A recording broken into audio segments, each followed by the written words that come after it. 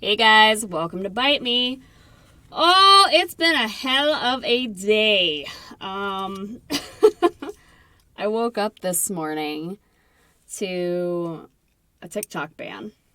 They banned me for 7 days.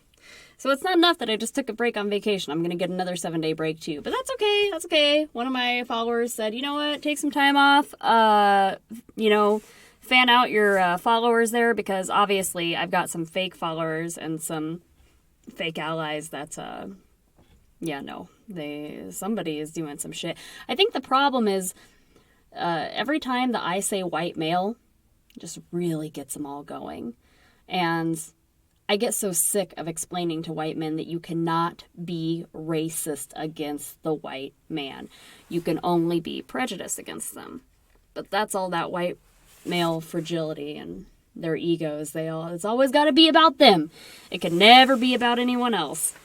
And by the time one of my videos or John's videos or Joe's or JDCon or Mia's makes it over to Parler, and I don't think Parler is open anymore, but they've got some other damn forum that they're all communicating on.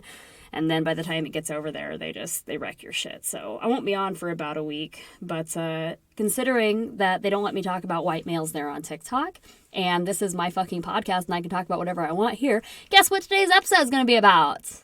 White males! Bite Me, Season 1, Episode 20, The Truth About White Men. So, white men have always been the minority, yet they continue to remain at the top of the food chain. Why is that? Well, it's because they've worked very, very hard over the last few centuries to protect their money and power in the system. They've got it calculated right down to a science in the realm of systemic oppression. Don't believe me? The Senate has an affluent membership composed mostly of white men who are about 30% of the population but hold 71 of the seats. Out of 100, that's really something. I mean, if you're a minority or a woman, you know exactly what the fuck I'm talking about right now. Go take a look at your city council. Go take a look at everybody in the White House. Hell, fucking go take a look at your local Kmart. There's a white dude there who's in charge. Why? Why? It's maddening. Like, I'm never going to understand it. I mean, I do understand it, like, from the psychological standpoint and from the statistics. Like, I've done the research. It went on for so long. But then I think about all the times that I was with a narcissist and how long that went on. And I was like, it starts to make sense. They're really good at gaslighting. White culture is oppression. I've said it before and I'll say it again. So, it's something, but it's not a coincidence. It's planned. They are the powers that be. These are the lawmakers who construct the fabric of our entire society. These are the ones that we pay our hard-earned tax dollars to. And they know that we're on to them. Well, that's why. That's why they get so pissed when I say anything. We can know that because of how they react to our newfound wokeness. When they say, oh, you're racist against the white man, you're a reverse racist. Why are you saying that? If you know racism is wrong, what that tells me is projection. You're calling me a racist because you're a racist. And you know how you treat people who aren't the same color as you. And now you're pissed because these same people have they found a voice. And it goes deeper than race. It's sexism too. It's really all intertwined. And I'm not going to sit here and pretend to know the struggles of a Native American person or a black person. I don't know what it is to be a person of color. I don't know what it is to be an indigenous person. I'm not going to sit here and pretend I do. I would imagine that you have struggles that I cannot even fathom in my mind. I know that you do. But I'm saying when we talk about the white male, there's a lot of times where they include the white female, which we're going to talk about next episode. But really and truly, at the root of it, it is the patriarchy and capitalism created by the patriarchy. So, yeah. I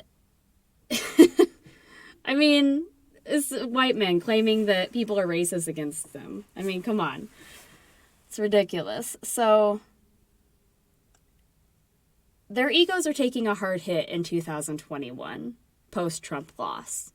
It's estimated that the white male elites will wash out completely by 2045. And with only 20 more years left in power, you can bet that they're going to pull out all the stops to stay there. I mean, and honestly, I guess if you're a white male, why wouldn't you? Imagine ruling a world where for its entire existence, you were the head honcho, only to one day be told, you're fired! You wouldn't know how to respond either.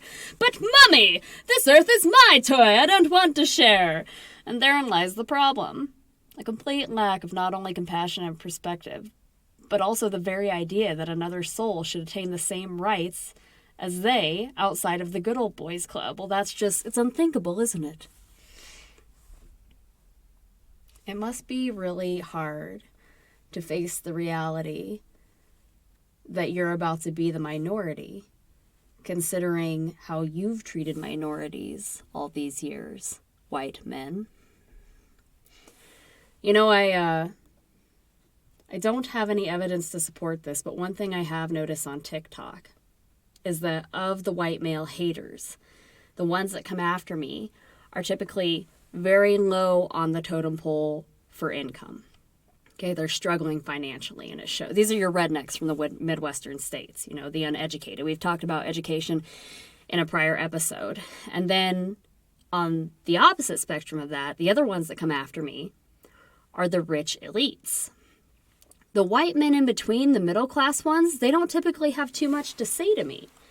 And I think what's going on there is that the poor white men are so caught up in this fantasy that they will be a rich white man one day. And the rich white man depends on the poor white man to feed that ego so that he can stay rich. They count on the poor white men to keep us oppressed so that they will keep oppressing us so that we don't... You know what I'm saying here? Maybe it's not making sense, but I mean, again, there's no like scientific evidence to support that, but we can know that Trump's base was ignorant white men. They were white men who had not gone to college.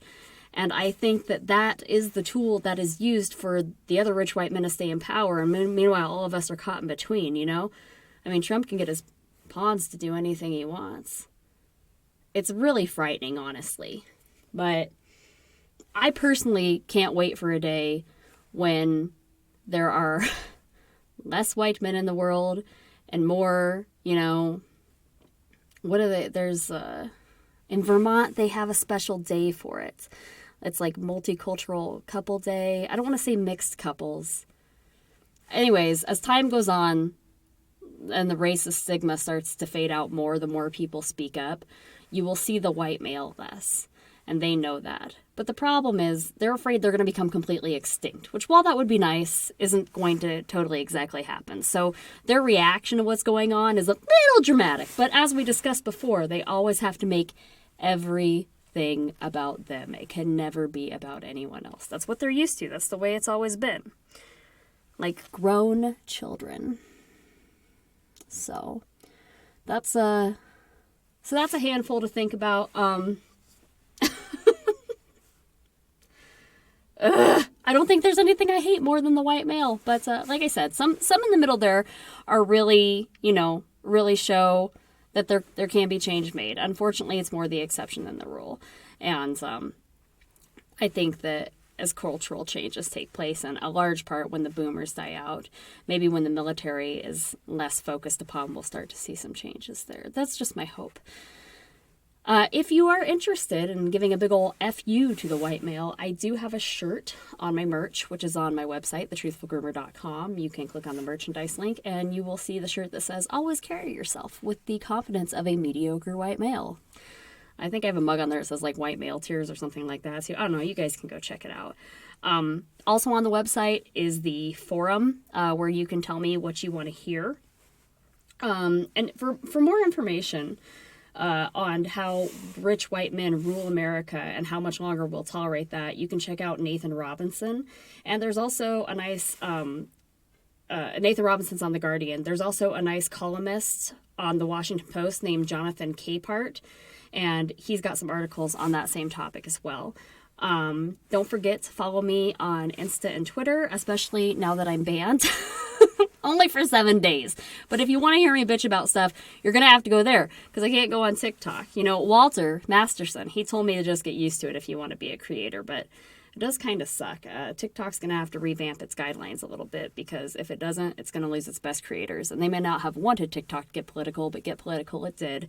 So if they want to kick us all off, that's fine, but they're going to have an interesting time still trying to run just having teenagers on there dancing, because I don't think people want to see that shit. So that's my opinion. Okay, we'll see you guys next time.